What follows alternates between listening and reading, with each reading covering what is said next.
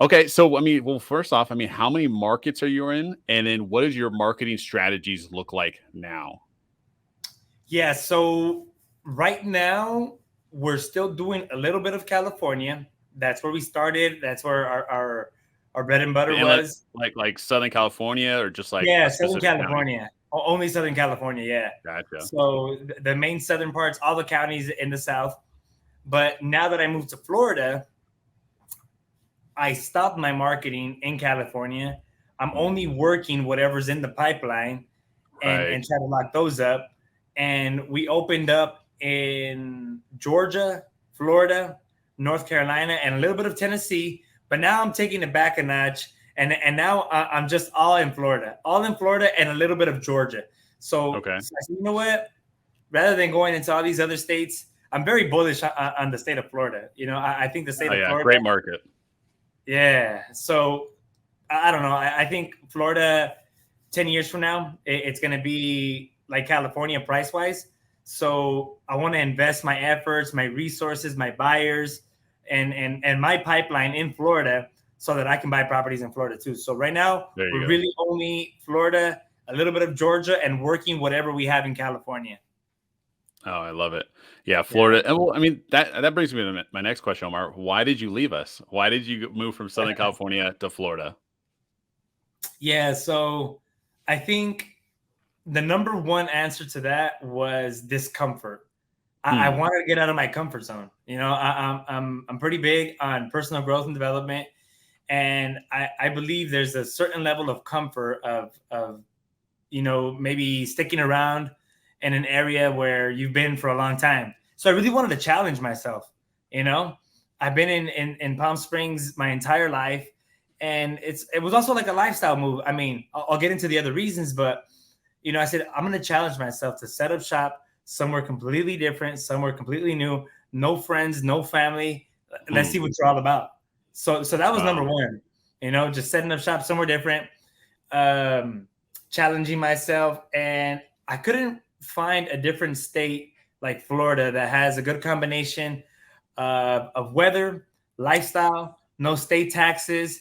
I think the real estate is underpriced a lot compared to California as far as the rent to value ratios. I mean, you're close to hitting those 1%. Um, culture, and I mean, I came close to Miami. I'm in the Miami metro, Okay. so it's entrepreneur, it's business friendly. There's big fish. So I mean, if you want to catch big fish, you got to go where the big fish are swimming. Wow. How did that conversation look like when you and your wife were talking about moving to Florida? So it was a little tough at first. I had to sell her on the vision.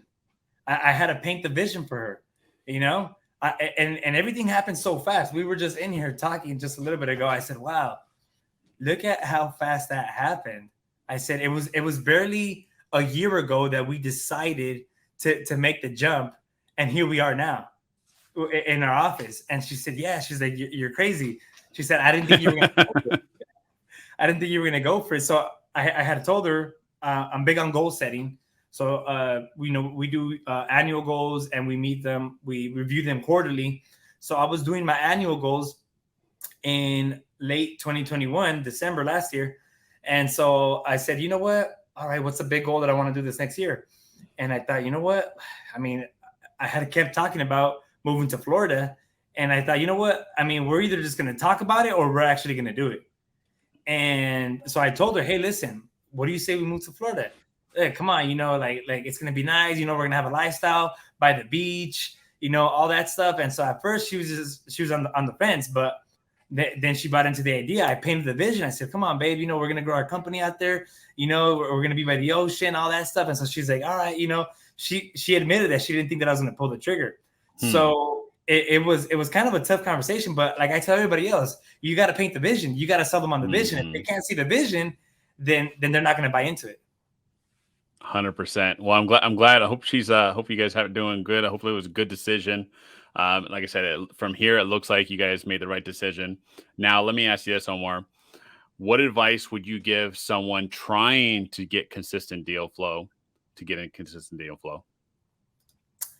Yeah, so I think I took some notes right here when you asked that one.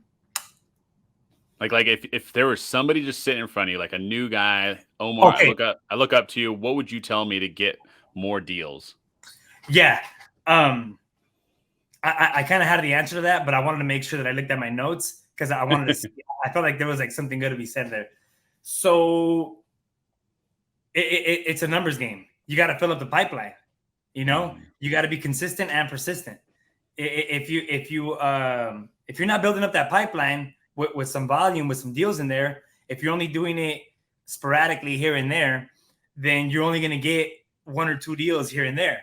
But Mhm. you got to stay more consistent. You got to be persistent. Got to fill up that pipeline. You got to start, maybe thinking about getting some team members, maybe an acquisition manager or something, and from there, just building up that pipeline because it's just a numbers game, and you're not going to get the immediate results 1-2 months from now. It's probably going to happen 6, 9, 12 months from now. So you just got to have that vision, got to have that faith that if you keep that pipeline filled up, they're just going to start trickling down.